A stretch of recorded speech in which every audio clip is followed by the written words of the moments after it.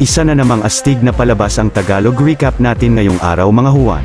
Ito ay ang 2021 Marvel series na ang The Falcon and the Winter Soldier Episodes 1, 2 and 3. Abangan ang mga shoutout natin sa dulo ng video, huwag na natin patagalin pa at simulan na natin ang palabas.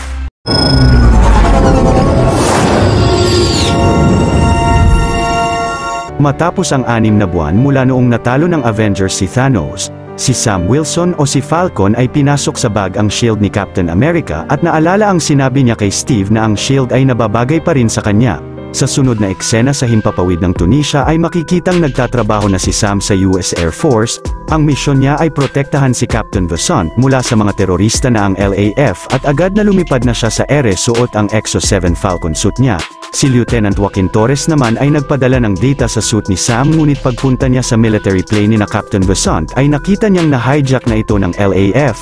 Ilang saglit ang leader ng mga terorista na si Georges Batroc ay ginulpi si Vincent na nakita ni Falcon mula sa labas gamit ang goggles niya.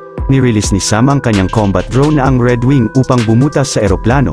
Pagpasok niya sa loob ay sobrang galing na pinatumba niya ang karamihan sa mga miyembro ng LAF roon. Ngunit nang kinalaban na si Sam ni Batroc ay labis na nahirapan siya rito at nagawa pa siyang mapabagsak. Agad na nakapagsuot ang mga terorista ng gliding suit upang makaalis sa eroplano kasama si Vincent at ang Falcon ay nagmadaling sinundan sila.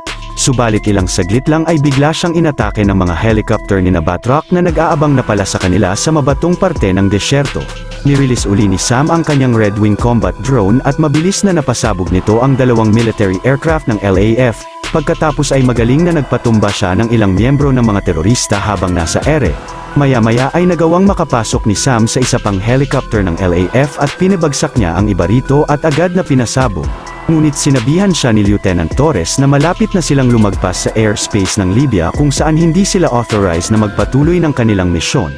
Kalaunan ang iba pang helicopter ng LAF ay pinasabugan si Falcon ng rocket ng napakaraming beses.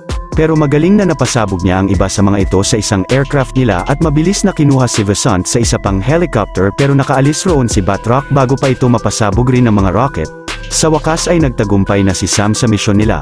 Maya-maya ay inayos niya ang kanyang suit habang nagpapahinga sa syudad ng Tunisia at si Torres ay napansin roon ang logo ng Flag Smashers. Ito raw ay isang grupo ng mga anarchist na planong ibalik ang sitwasyon ng mundo noong ginawang abo ni Thanos ang kalahati ng populasyon. Sinabihan naman siya ni Sam na patuloy na bantayan ang galaw ng mga ito at kapag may nalaman siyang bagong impormasyon ay ipaalam niya sa kanya. Kinabukasan pagbalik ni Sam sa Washington ay inanunsyo niya sa Smithsonian Museum na binabalik na niya ang shield ni Captain America dahil sa tingin niya ay nararapat lang ito sa kanya.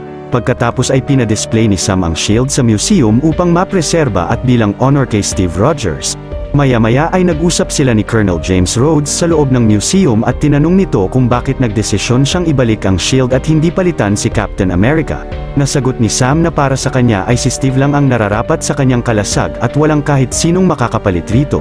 Pero nasabi ni Rhodes na ang panahon nila ngayon ay masyado ng kakaiba at magulo kaya't kailangan nila ng taong makakaayos nito. Maliit na pabor lang mga huwan, kung mahilig kayo sa mga ganitong Tagalog recap ay huwag niyong kalimutan na mag-subscribe sa channel natin dahil marami pa tayong upload na mga exciting na recap katulad nito.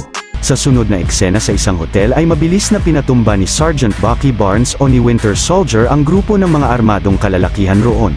Ang binatilyong nakita naman ni Bucky sa daan ay nagmamakaawang wag siyang patayin. Binaril pa rin niya ito ngunit binangungot lang pala siya ng nakaraan niya.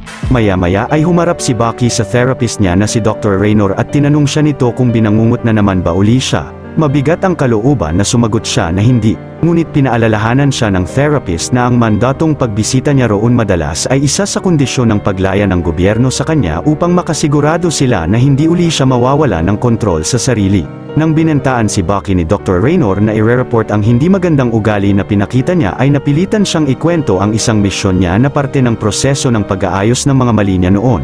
Nakaraan ay naglagay siya ng device sa kotse ng dating tauhan ng Hydra na si Senator Atwood na tinulungan niyang manalo sa Senado noon bilang si Winter Soldier. Nang nasa loob na ito ay nilock niya ang mga pinto ng kotse at pinaandar roon.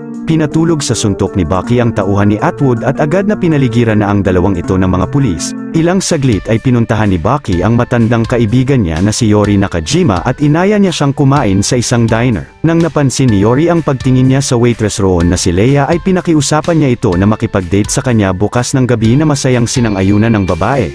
Ngunit nang nakita ni Yori roon ang mga mochi na paboritong tinapay ng anak niya ay biglang nalungkot siya dahil naalala niya ang pagkamatay nito noon sa abroad na hindi man lang sinabi sa kanya ng mga pulis kung anong kinamatay niya. Si Bucky naman ay hindi masabi sa matanda na siya ang pumatay sa anak niya noon bilang si Winter Soldier. Kinabukasan si Sam ay pumunta sa kinalakihan niyang syudad na ang Delacroix, Louisiana. Pinuntahan niya rito ang kapatid niyang si Sarah na mag-isang pinapatakbo ang seafood family business nila kasama ang mga anak niya mula noong mamatay ang kanilang mga magulang. Nasabi ni Sarah na plano na niyang ibenta ang lumang family boat nila dahil mas malaki pa ang nagagastos niya sa mga sira nito kesa sa kinikita nila. Pero tumanggi si Sam dahil sa bangkang iyon na sila lumaki at parte na ito ng kanilang pamilya. Pagkatapos ay sinabihan niya si Sarah na umutang sa bangko upang mas mapalago ang business nila at mapaayos ang bangka dahil malaki ang bilib niya sa sarili na maaaprubahan siya roon ng dahil sa kanya. Pagsapit ng gabi ay pumunta na sa diner si Bucky upang makipag-date rito kay Leia. Masayang naginom sila ng alak habang nagtatanong ang babae sa kanya ng mga tungkol sa buhay niya. Naisipan ni Leia na maglaro sila ng isang board game at kalaunan ay nasabi niyang mabuti ang desisyon ni Bucky na makipagkaibigan kay Yori dahil labis na nalulungkot ito sa pagkamatay ng anak niya noon. Ngunit ang lalaki ay agad na inalisan si Leia upang pumunta sa apartment ni Yori. Subalit nang nakita niya roon ang litrato ng anak nito ay agad na umalis rin siya. Samantala sa Switzerland ay patuloy na tinatrack ni Torres ang Flag Smashers at kalaunan ang isang miyembro rito ay binigyan siya at ang iba pa ng mga maskara.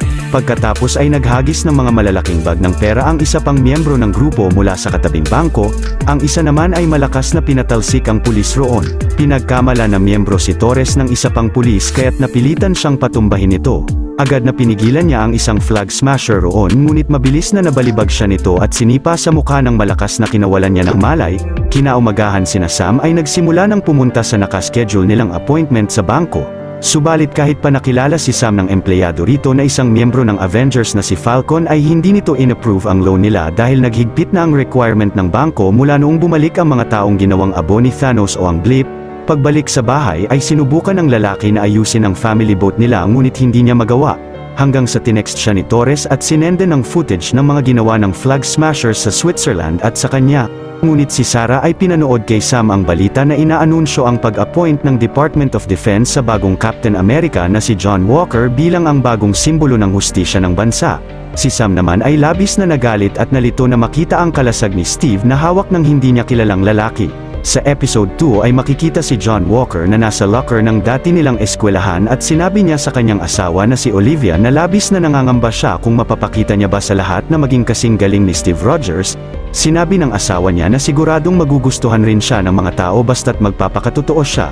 Ilang saglit ang best friend ni Walker na si Lamar Hoskins ay tinulungan siyang maghanda para sa kanyang appointment bilang ang bagong Captain America. Nang humarap na si Walker sa kanyang interview sa isang TV show ay nasabi niya sa babaeng host na sa kabila ng napakaraming medal at award na natanggap niya bilang isang napakagaling na sundalo ng bansa ay inamin niyang magiging sobrang hirap para sa kanya na lubusang magtagumpay sa pagiging bagong Captain America. Napanood ni Bucky ang show na ito at maya-maya ay galit na kinausap niya si Sam sa pag-surrender sa shield ni Steve sa gobyerno. Nasagot ni Sam na kahit siya ay nagsisisi sa nagawa niya dahil hindi niya inakala na papalitan nila si Steve ngunit huli na ang lahat upang kunin niya ang shield sa kanila. Pero ngayon ay may mas malaking problema raw siyang hinaharap patungkol sa mga Flag Smashers na nadiskubre ng Red Wing niya ang kasalukuyang lokasyon. Nagpumilit si Bucky na sumama sa misyon ni Sam at pagdating nila sa lugar ay inis na bumaba na siya ng helicopter. Dahil naman medyo mababa sila sa lupa upang makagamit ng parachute ay napilitan si Bucky na tumalon na lang sa aircraft na kinabagsak niya ng malakas roon. Pagpunta nilang dalawa sa Munich ay nakita ng drone ni Sam ang mga Flag Smasher na planong mag-smuggle ng mga supply na armas mula sa isang abandonadong warehouse.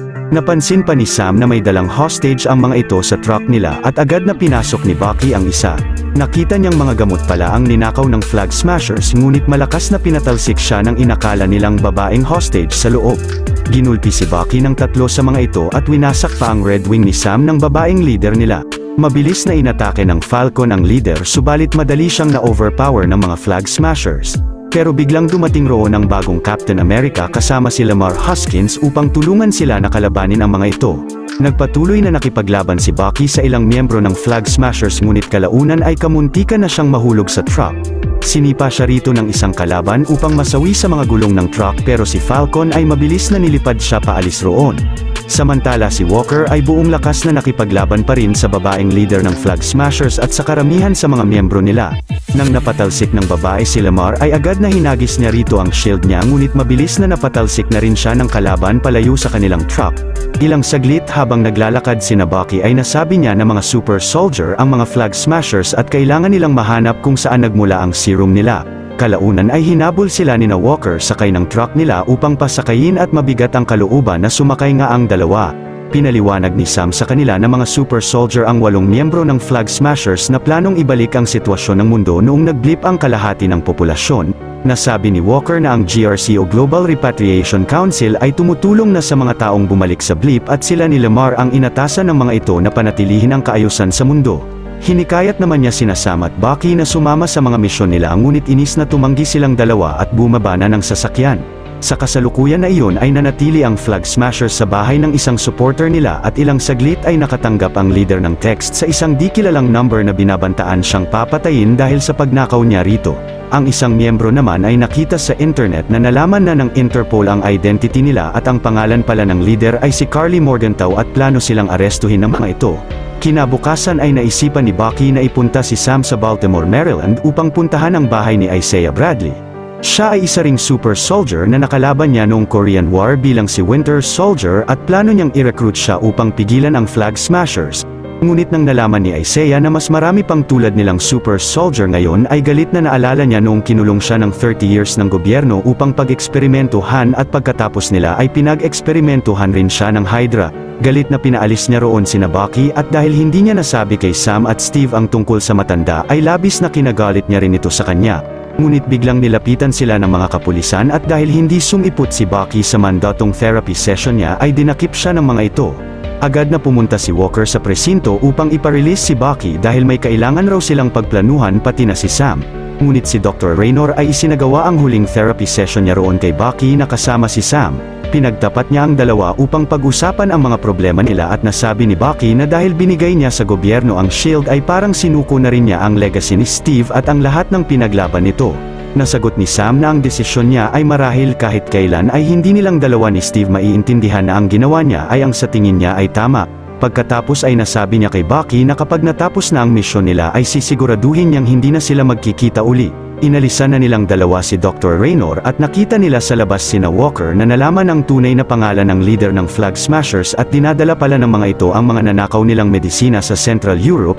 Hindi niya pa alam ang kasalukuyang lokasyon ni Karli Morgenthau pero hinikayat niya sina Sam na makipagtulungan sa kanila upang magtagumpay silang mapigilan ang mga ito.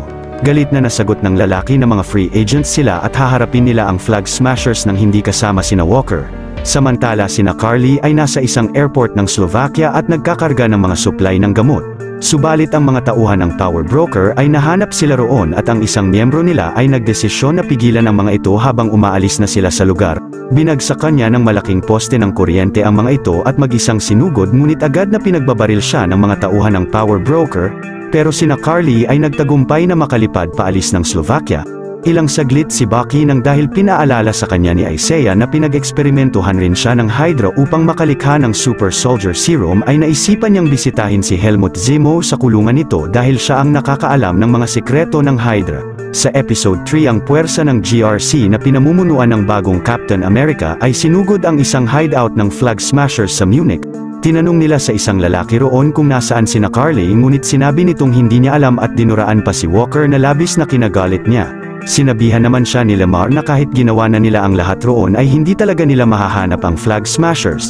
Samantala pagdating ni Bucky sa Berlin, Germany kung saan nakakulong si Zemo, sinabihan niya si Sam na siya lang ang papasok roon dahil malaki ang galit nito sa mga Avengers at isa na siya rito. Pagharap ni Bucky sa lalaki ay humingi siya ng tulong sa kanya kung paano mahahanap ang nag-recreate ng Super Soldier Serum. Na-realize naman ni Zemo na naging desperado na si Bucky kaya siya lumapit sa kanya at dahil sa tingin niya ay may kinalaman rito ang Hydra. Nang nasabi pa ni Zemo na alam niya kung saan magsisimulang maghanap ay palihim na nagbigay si Bucky sa kanya ng access card upang makatakas roon. Pagkatapos ay nag-iwan siya ng mensahe sa iba pang mga preso ng kulungan upang mag-away-away sila at magsimula ng riot sa loob. Habang si Zemo ay nagpatumba ng isang bantay at sinuot ang uniforme nito. Kalaunan ay nagtagumpay siyang makatakas sa lugar at si Bucky ay dinala si Sam sa isang hideout nila. Pinag-usapan nila ang pagtulong niya kay Zemo na patakasin sa kulungan, ngunit walang tiwala rito si Sam dahil sa mga sobrang masasamang nagawa niya noon sa UN, sa hari ng Wakanda, sa Avengers pati na sa kanya. Laking gulat naman ni Sam na makita roon si Zemo at pinaliwanag sa kanya ni Bucky na ito ay may labis na galit sa mga super soldier noon pa. Nang hindi pumirma sa Sokovia Accord si Steve noon ay sinuportahan niya siya at pinakiusapan niya ito na gawin uli sa kanya. Pumayag na rin sa wakas si Sam at pumunta sila sa lugar kung nasaan ang koleksyon ng mga kotse ng pamilya ni Zemo at kinuha niya rito ang ilang kagamitan niya pati na ang pulang maskara niya. Pinaliwanag niya na ilang taon na niyang tinatrack ang mga tauhan ng Hydra na planong lumikha muli ng Super Soldier Serum upang mapigilan ang mga ito na makalikha ng mga taong kasing lakas ng Avengers. Pagkatapos ay sumakay sila ng private jet ni Zemo dahil plano niyang puntahan nila ang babaeng si Sylvie sa Madripoor na maaring may alam kung sinong lumikha ng panibagong serum. Nang natanong ni Sam kung ano ang Madripoor ay sinabi ni Bucky na isa itong island nation ng Indonesia na pinamumugaran ng mga pirata. Sa sunod na eksena sa GRC resettlement sa Riga, Latvia, pumunta rito si Carly upang mahagkan ang adoptive na ina niya na may malubhang sakit. Kinagabihan ay nakarating na ang tatlo sa isla ng Madripoor habang si Sam ay nakadisguise bilang ang hawig niyang si Smiling Tiger. Pagpasok nila sa isang bar na pagmamay-ari ni Sylvie ay sinabihan si Zemo ng tauhan ng power broker na hindi siya maaaring manatili roon. Pero sumagot siya na wala siyang intensyon na kausapin ang boss niya. Pinaliwanag niya kina Sam na ang power broker ang tila hari, judge at executioner sa Madripoor ngunit hindi niya pa ito nakakaharap ng personal. Pagkatapos ay nagkunwari si Zemo na nagbigkas ng mga Russian na kataga upang ma-activate ang Winter Soldier at agad na pinatumba niya ang ilan sa mga pirata roon nang walang kahirap-hirap. Dahil rito ay ilang saglit lang ay nagkaroon ng interes si Sylvie na kausapin sila sa opisina niya. Sinabi rito ni Zemo na nais lang niyang malaman ang mga impormasyon tungkol sa Super Soldier Serum, ang kapalit ay bibigay niya sa kanya ang Winter Soldier pati ang mga code nito upang makontrol siya. Kinatuwa ito ni Sylvie at sinabing ang serum ay nandoon mismo sa Madripoor na na-recreate ng scientist na si Dr. Wilfred Nagel at pinopondohan ng power broker. Subalit di inaasahang tinawagan si Sam ni Sarah at dahil pinasagot ito sa kanya ni Sylvie habang naka-loudspeaker ay nalaman nilang hindi siya si Smiling Tiger, pero mabilis na pinatumba ni Bucky at Sam ang mga tauhan ng babae at biglang may bumaril sa kanya mula sa labas. Paglabas naman ng tatlo sa bar ay agad na kumalat ang mga text sa Madripoor ng pagkakaroon ng bounty sa pumatay kay Sylvie, kaya't agad na pinagbabaril sila roon ng mga bounty hunter sa paligid pero magaling na pinatumba ang lahat ng mga ito ng dating CIA agent na si Sharon Carter.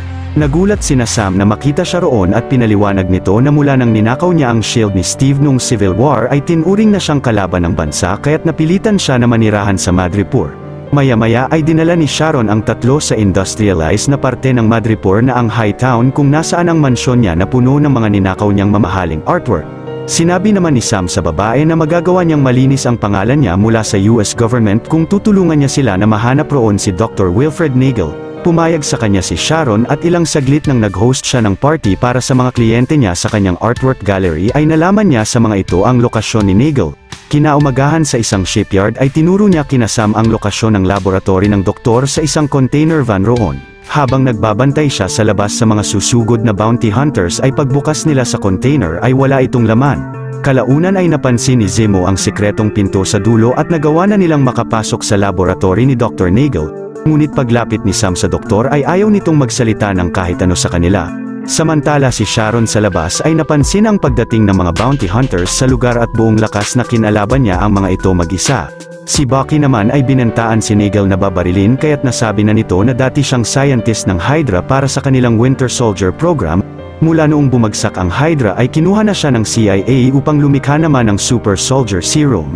Pagbalik niya mula sa pagiging abo ay pinondohan ng power broker ang proyekto niya hanggang sa nagtagumpay siyang makagawa ng 20 vials ng serum. Subalit ang mga ito ay ninakaw sa kanya ni Carly at ngayon ay tinutugis na siya ng power broker.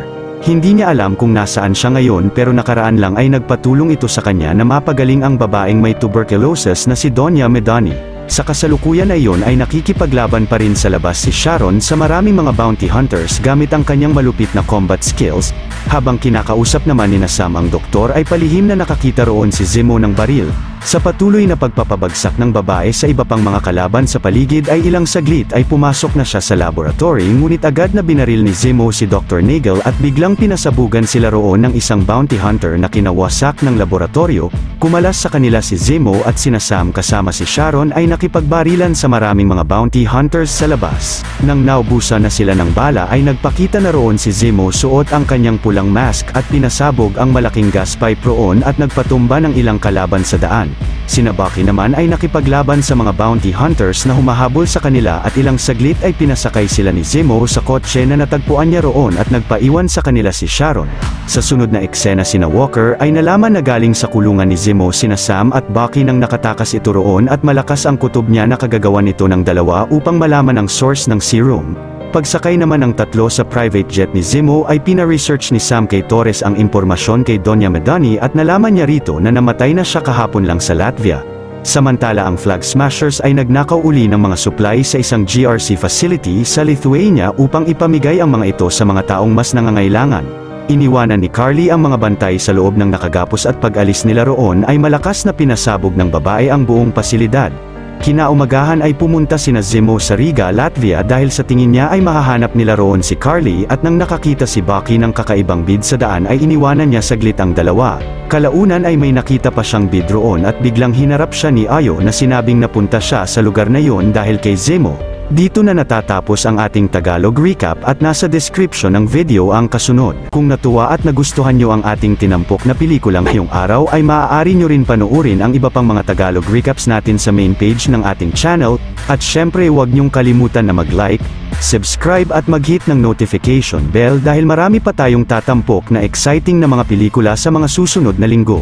Malupit na shoutout kina Jennifer Agregado, Arnie Rose Verano, Jacob Casahe, Melissa Gitigon, Jason Lacambra, Glenn Romantico, Raven Saavedra, Jason TV, Mark Louis Lumakang, Donald Onilongo Jr., at kay Kian Martinez. Maraming salamat po sa pagsuporta sa channel natin at God bless sa inyong lahat.